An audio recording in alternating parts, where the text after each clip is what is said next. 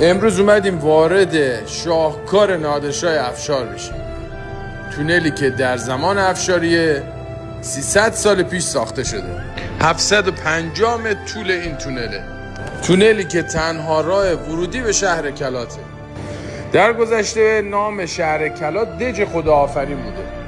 شهری که دور تا دورشو کوههای هزار مسجد حصار کشیدن و برای همین دژ مستحکمی بوده که هیچ دشمنی نمیتونسته وارد این منطقه بشه. بعد بازدید از این تونل زیبا رفتیم سراغ کاخ خورشید.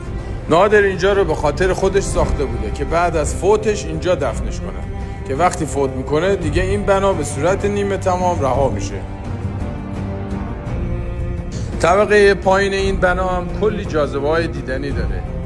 مثلا انتقال آب از قرسو به این منطقه از لوله‌های سفالی که اونم در نوع خودش بی‌نظیره و موزه مردم شناسی که الان مردم میتونن به راحتی بیان و با آداب و رسوم مردم کلات آشنا بشن.